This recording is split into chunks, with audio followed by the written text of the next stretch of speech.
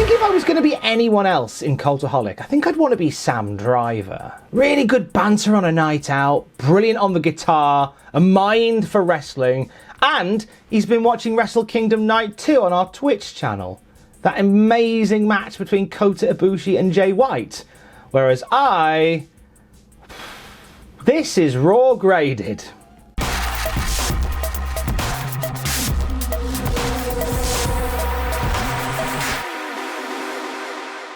It's Raw Legends Night! The old guard are back for a final hurrah until the next final hurrah. And Hulk Hogan starts off, he is flogging us the H-phone. It's like an iPhone, but it's branded like Hulk Hogan, and you can do all your favourite things on it, like tweet, don't let Hulk Hogan tweet, and make phone calls where you say, what you gonna do?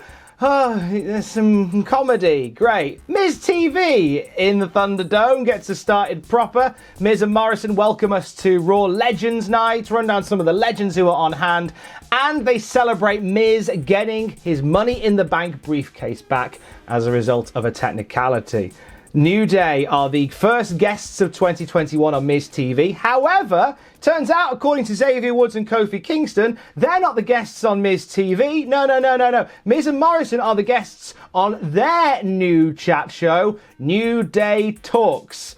And they take the microphones that have the M, the W upside down, and they take the mic flag out and turn it round the other way so it's the right way around and it says W instead of M. That's right, that's called a mic flag. You're very welcome. Kofi has some prepared questions for Miz and Morrison. Morrison's answering them with great glee.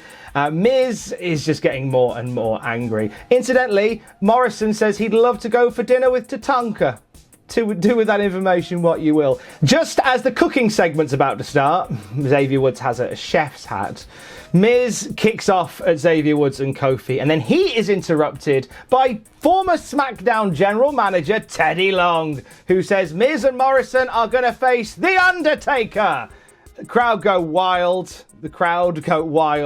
Then Adam Pearce comes out and tells Teddy Long that Undertaker's kind of retired. So Teddy Long says, oh, how about instead we have a tag team match, player? So we have our first match of the night. It's Miz and Morrison versus the New Day. And Woods and Kingston pretty much dominate this. Some strong tag team techers in the early going. I enjoyed the silliness of the tandem tilt-a-whirl stomp.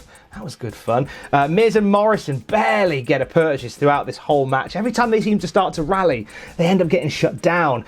Going into the break, Kofi lands a trustful dive. Woods is playing the trombone. It's all going very, very well. After the break, though, Morrison and Miz manage to get into the match and work over Kofi Kingston for a good while. Kofi manages to counter a figure four. Hot tags Woods. Woods runs wild. New Day now getting back into gear in this one. Morrison goes for a pin with his feet on the ropes, but Kofi blocks it by knocking his feet down. Moments later, there's Xavier Woods, boom with a Shining Wizard, 1, 2, 3, and Jomo takes the 3 count, and the New Day win the match. B- for our opening segment and our opening match combined, putting them all together for this one. Miz TV was a little bit cringy. Some of the dialogue here, and I guess that's the point. It's meant to be a bit cringy. I just thought it was a little bit too not good cringy. But the match they had was a decent way to start the show. We get a recap of Randall Keith last week on Raw, looking like he's about to set Alexa Bliss on fire. Did he? No, he didn't, because the Fiend changes people. And Randy says that the Fiend has made him show compassion for Alexa Bliss. And he's angry that he showed some compassion for somebody. He hates himself. And he's going to take that newfound hatred and make himself unstoppable. He says he's off to go and find some legends to remind them why he's the legend killer. This is the start of a story arc for Randy Orton tonight.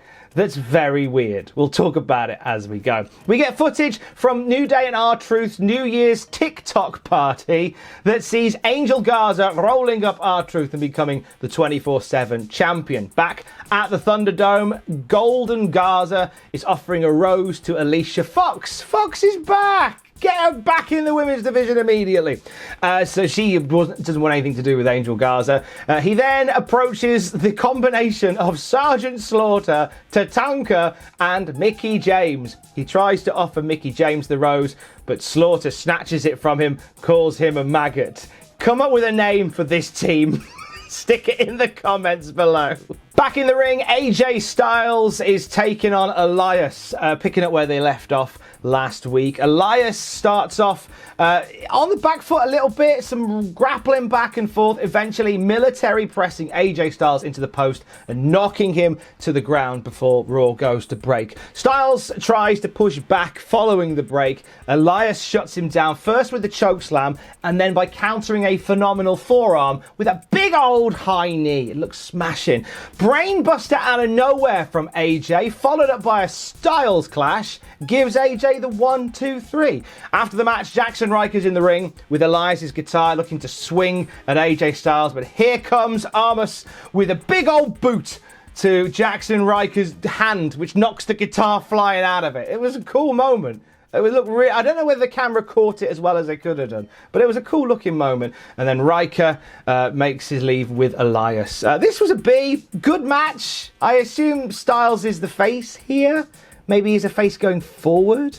Odd coupling, but they worked all right, actually. Riddle is having some banter backstage with the Big Show, talking about renaming himself the Big Bro and all of that jazz. Riddle leaves and Randy Orton arrives, gets in the face of the Big Show, reminding him how he punted the living daylights out of him back in the spring, trying to goad Big Show into a fight, even grabs Big Show by the throat.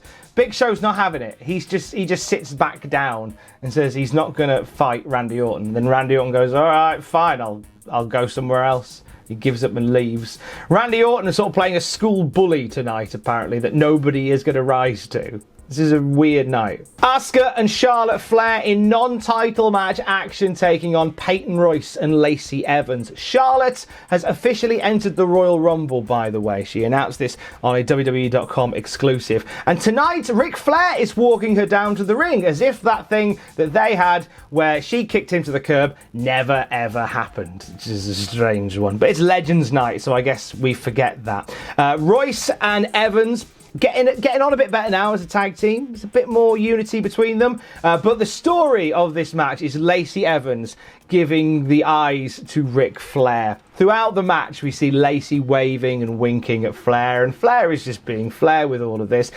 Charlotte Flair, livid with Lacey Evans. At one point, chases Lacey around the ring, which leads to Charlotte getting beaten down by Lacey and Peyton Royce. They work over Charlotte for a big part in this match. There's also a great moment where they end up fighting outside the ring, do Charlotte Flair and Lacey Evans. This comes about after Lacey is flirting with Ric Flair on the outside of the ring. Charlotte sees this, walks over, slaps the taste out of Lacey Evans' face, and then Lacey Evans spears her to the ground, so we go to break with them brawling outside. After the break, Royce and Evans are continuing to work over Asuka. Asuka starts to fight out of the corner, eventually getting that hot tag to Charlotte, who just lights up Lacey with wild chops. She even throws Peyton across the ring at one point as well. Charlotte lands a pretty wonky natural selection on Royce, but the cover gets broken up by Lacey Evans. More fighting from them ensue.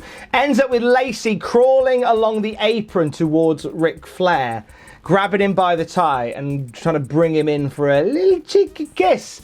And Charlotte is not happy with this. She intervenes, gets out there. She has a word with her dad about being a naughty boy. And then back in the ring, we have Peyton Royce and Charlotte Flair. Charlotte gets thrown into the ropes and Ric Flair grabs Charlotte's boot. So Charlotte hits the ground and then Peyton Royce rolls her up for the 1, 2, 3. Now, for all intents and purposes, it looked like Ric Flair just turned heel on his daughter. But the commentators kind of tried to make out that it was a bit of a whoopsie on Ric Flair's part, that he'd tripped her up by accident. But it's when you watch it, it genuinely looks like a heel turn. Because there's no way, unless Rick was so sort of beguiled by Lacey Evans that he forgot what his daughter looked like. It was strange. After this, Charlotte Flair goes outside the ring and she gets right in her dad's face and she just chews him out, sends him off to the back and just tells him to go, to leave, to walk.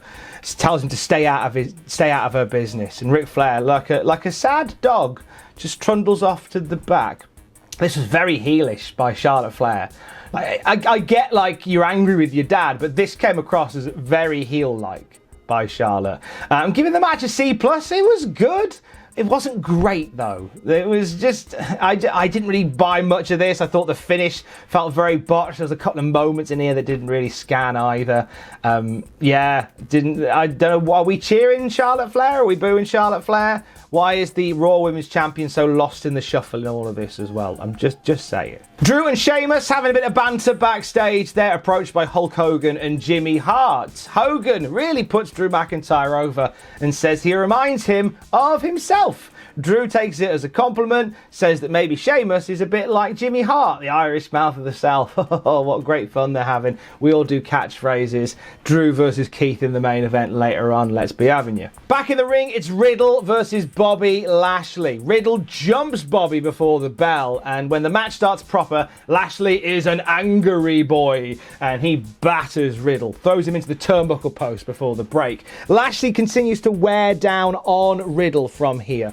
Riddle coming out of a backbreaker with a Broton, nearly gets him back into the fight, but then Lashley shuts him down once more, puts him in a Dominator, drops him to the ground, and then puts the Hurt Lock on. And then we have Riddle stuck in the Hurt Lock. He tries to springboard out of it using the ropes. The referee kind of moves out of position as all this is happening, and Riddle taps. Lashley releases the holds. However, the referee is out of position, so he didn't see Riddle tapping. He thinks the match is still going. As ref, MVP and Lashley argue, Riddle gets a roll-up for the cheeky 1, 2, 3. And Riddle pins Lashley, the United States champion, in a non-title match. And they are livid. Absolutely livid. This is a B+ for me. One of the better matches of the night. We continue on the road to Riddle dethroning Bobby Lashley. I reckon that'll happen about WrestleMania time. Okay, so a lot of people have talked about this online, so we'll talk about it now. Mark Henry is having a chat with Ricochet backstage. Ricochet seeking counsel and Mark Henry offering some positive affirmation. Henry, looking pretty trim, is resting one leg on a scooter. Now, what we understand is that Mark Henry has got a leg infection, so he was resting that leg up on a scooter for some reason. After Ricochet leaves, here comes Randy Orton, who gets in the face of Mark Henry. Talks about how he's in the Royal Rumble, him, Randy Orton, and Mark Henry's too broken to do the Royal Rumble again. He asks how fast the scooter goes, and Mark Henry says, fast enough, hopefully, to get away from your ass. And just as Mark Henry starts leaving, Randy Orton puts a hand on his shoulder and reminisces on the days where Mark Henry would beat Randy Orton up, the Hall of Pain days of Mark Henry. And Randy Orton says he owes him some receipts, but he's going to give him a free pass tonight because it's Raw Legends Night, providing he gets the hell out of his arena. And Mark Henry, the world's strongest man, responds to this by getting on the scooter and trundling away, sadly. That sucked. Mark Henry's brilliant. This felt like such a sad use of Mark Henry, just to get belittled and bullied by the Nelson months of Monday Night Raw, apparently. This was a really bad use of Mark Henry. He did not deserve that. I'd have rather not seen him than get belittled like that by Randy Orton. I'm just saying.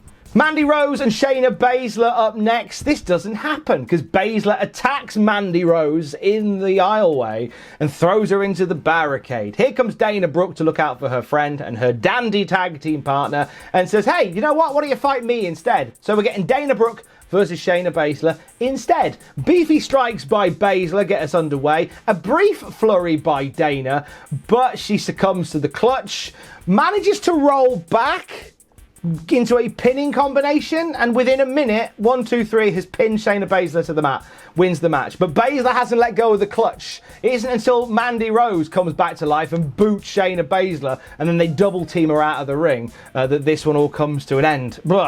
D-. Nothing really to talk about here. I guess if there is a green shoot somewhere in all this, it was quite a creative pinfall.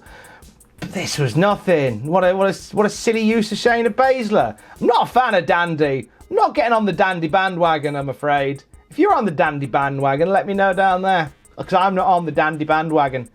Dandy bandwagon. It's lost all meaning now. Dandy bandwagon. This was a D-. Backstage, IRS, Molly Holly and Ric Flair are having the bants. And here comes Bully Beef Randy Orton. Ric Flair is smiling as he sees Randy Orton.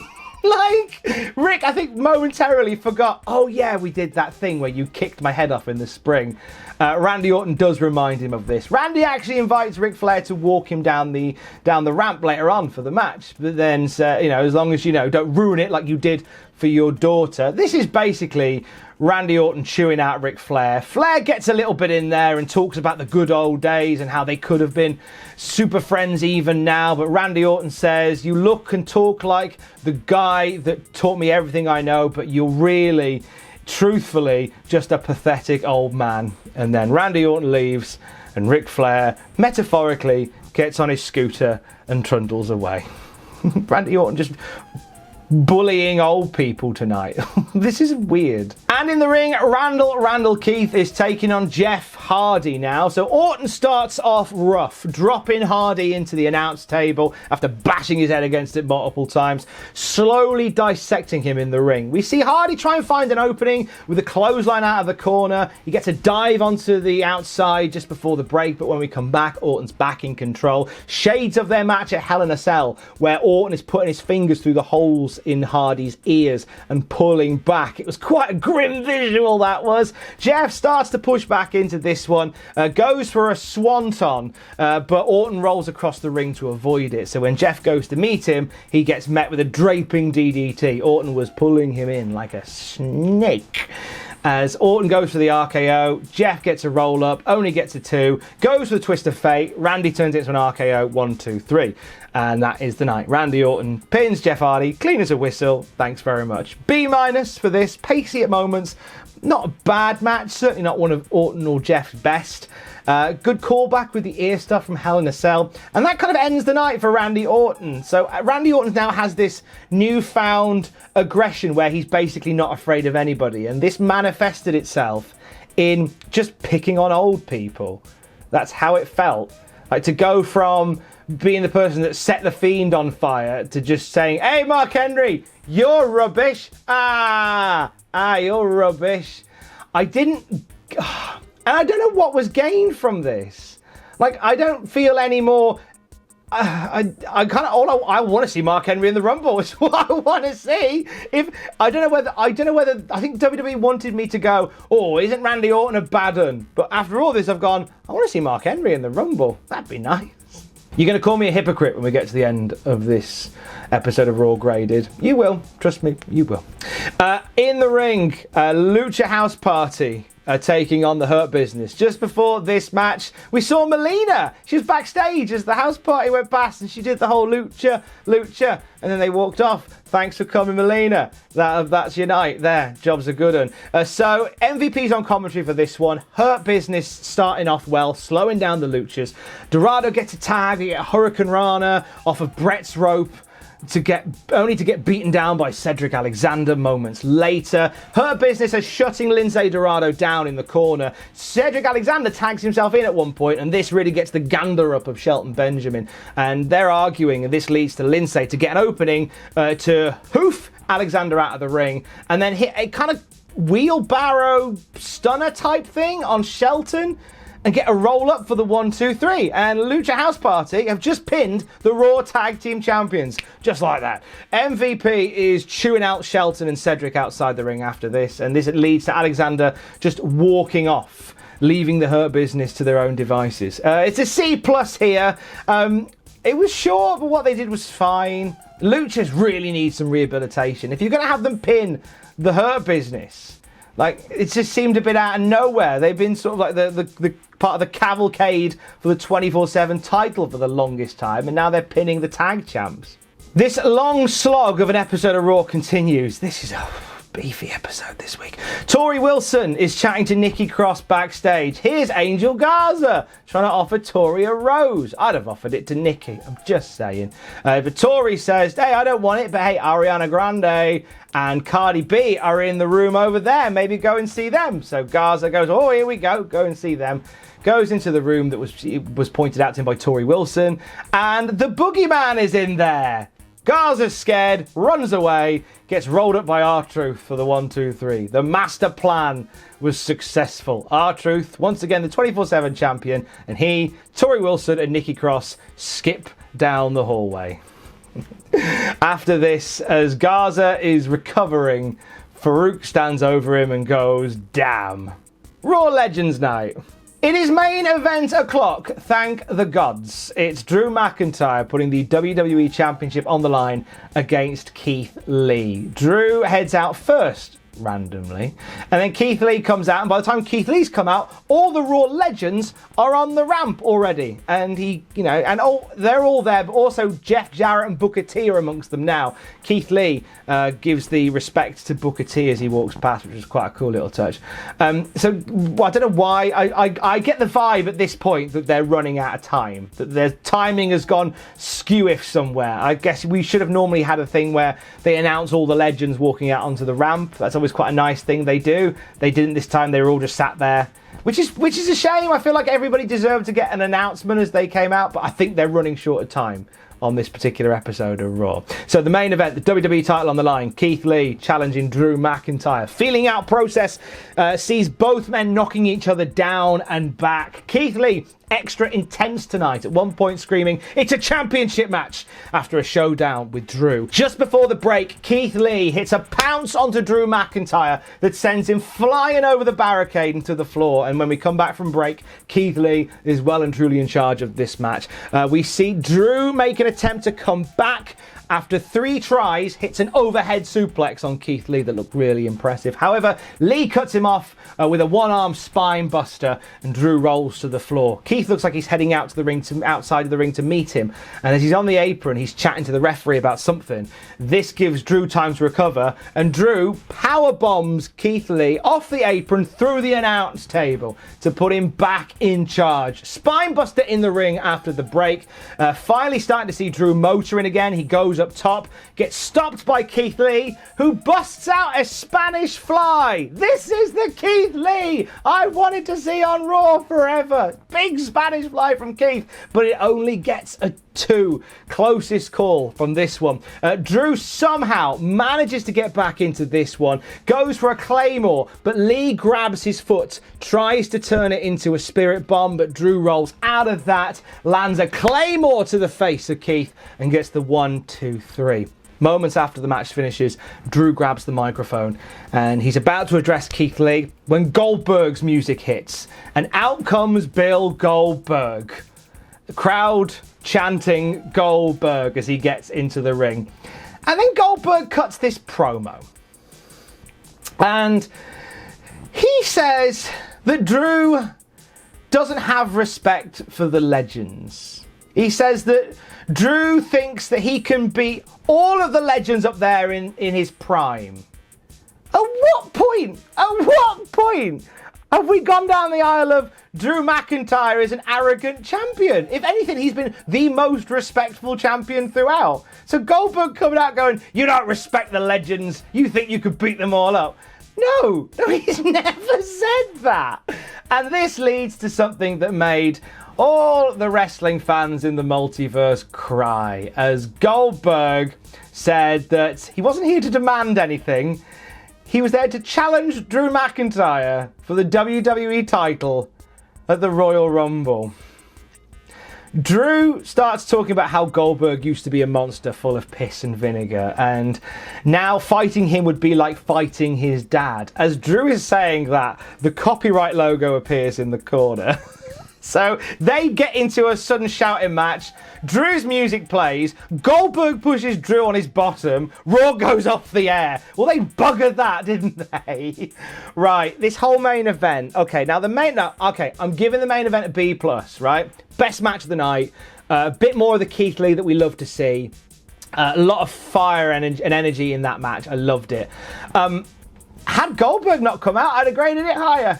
I genuinely would. I genuinely think the appearance of Goldberg at the end of this brought the whole thing down, brought the whole show down, right? And this is where I said you call me a hypocrite.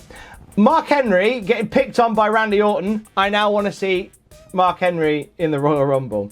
Goldberg, who before Christmas called out Roman Reigns and is now calling out Drew McIntyre. What? Why are we doing this? Whose idea is? Oh, we know whose idea it is. It was badly put together. The last 20 minutes of this show felt very, very rushed. Probably even before that. Goldberg coming out, the promo made no sense. It wasn't in keeping with anyone's character. They rushed through it. We didn't get a conclusion. It was, do you know what? It was Goldberg in the ring, Hogan on the ramp, an asinine promo, and a show that runs out of time before it goes off the air. You know what? This was a night of legends, but the one legend that we honoured tonight was WCW Monday Nitro in the late 90s. That's the true legend that was honoured here tonight. Right, this week's Raw from me is a C+.